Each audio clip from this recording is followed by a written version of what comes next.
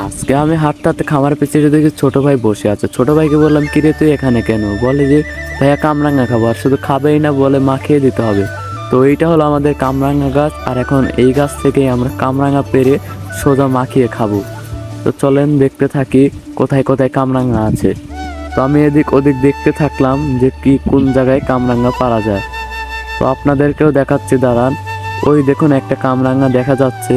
এখন ওইটা পারতে হলে তো একটা লাঠির দরকার, তাছাড়া তো পারা সম্ভব না। আর এইখানে অনেকগুলো আছে, কারণ এগুলো কোনোটাই লাঠি ছাড়া পারা সম্ভব নয়। আর হ্যাঁ, এখানে দেখি পায়ের তলে একটা কামরাঙ্গা পড়ে আছে, তো রেখে দিলাম, যে ভালোই হলো, একটা পারা লাগলো না। তো আমি ছোট ভাইকে কারাল আনতে দিয়ে পাঠাইছি, ওইদিকে ওই কারাল আনতে গেছে।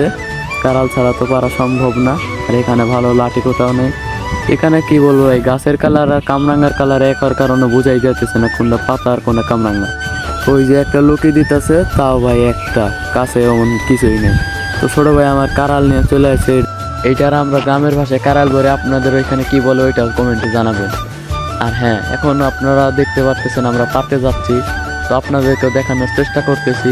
তো এই যে ভাই পারতে লাগলাম, দেখেন ভাই সোজা পরে একবার ডাইরেক্ট পুকুরে। তো ভাই এমনি করে হইলে তো হবে না ভাই, অনেক কষ্ট করে পারা, যদি আবার নিচে নামতে হয় তাহলে কেমন হইলো। তো পারতে থাকে, আপনারাও দেখতে থাকেন। যারা ভাই ফেসবুক পেজ থেকে দেখতেছেন তারা অবশ্যই পেজটারে ফলো দিয়ে একটা লাইক করে কমেন্টে জানাবেন যে ভিডিওগুলো আপনাদের কাছে কেমন লাগে। আর খারাপ হইলেও জানাবেন, ভুল ত্রুটি থাকতেই পারে। আর আপনার কোন ধরনের ব্লগ বেশি চান সেটা আমাদেরকে জানাবেন। তো ভাই দেখতেই পাচ্ছেন এই কটার বেশি আর পারতে পারলাম না, এই কটা নিয়ে মাখানো শুরু করে দেবো। তো এইদিকে হাঁটতে হাঁটতেই দেখেন ভাই হঠাৎ করে আর একটা কামরাঙ্গা পড়ে গেল, এমনি ভাই কম, তার উপর আবার গেল পইরা। তো সব ব্যাপার না, যাইতে থাকি। ওইদিকে আমার ছোট ভাইরে পাঠাই দিছি যে তুই সব জোগাড় কাজটি কর, আমি আইতেছি। তো এদিকে আমার ছোট ভাই পুরাই রেডি, ওই দেখেন পানি দিয়ে ধোয়া শুরু করে দিছে। তো ধুইতে থাকুক, আমরাও এনজয় নিতে থাকি, সমস্যা নেই। আর হ্যাঁ, যারা ইউটিউব থেকে দেখতেছেন তারা চ্যানেলটা অবশ্যই সাবস্ক্রাইব করে বেল নোটিফিকেশন অন করে দিবেন, আর একটা কমেন্ট করে জানাবেন মতামতটা। তো ওর কাজ শেষ, এখন আমার কাজ শুরু, এখন আমার এইটা কাটতে হইব। তো দেখতে থাকেন আমি কিভাবে কাটি, আর হ্যাঁ এটা কিভাবে মাখাইতে থাকি। তো বক বক না করে আপনারা দেখতে থাকুন, আমি কাটতে থাকি।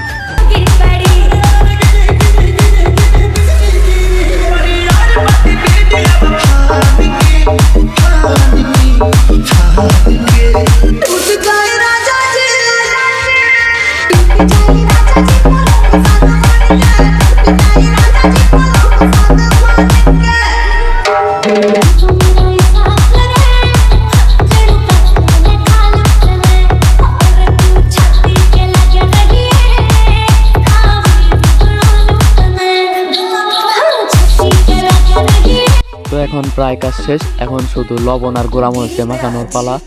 তো এখন আমি লবণটা দিচ্ছি পরিমাণ মতো লবণ দেওয়ার পর এখন গোড়ামরিচের পালা। তো গোড়ামরিচ আমরা পরিমাণ মতোই দিব, দিয়ে এখন শুধু মাখানোর পালা, এবং এরপরে হবে ধামাকা। ধামাকা পর্যন্ত দেখতে থাকো, আসছে আমরা মাখানোর।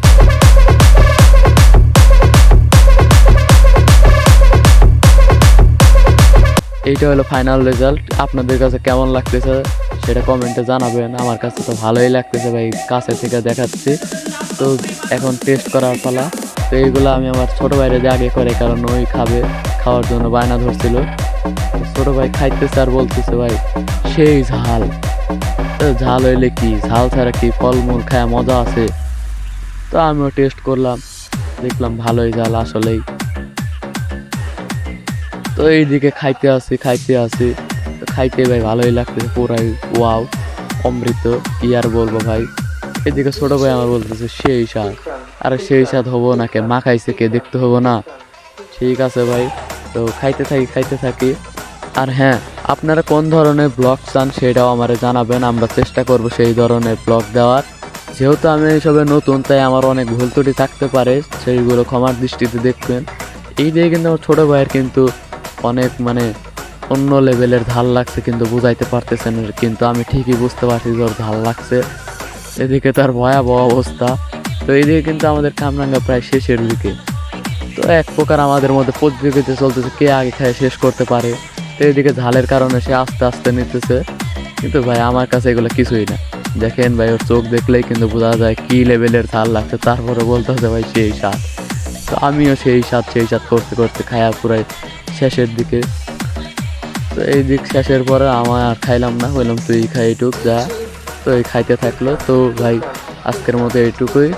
সবাই ভালো থাকবেন, সুস্থ থাকবেন, আল্লাহ হাফেজ।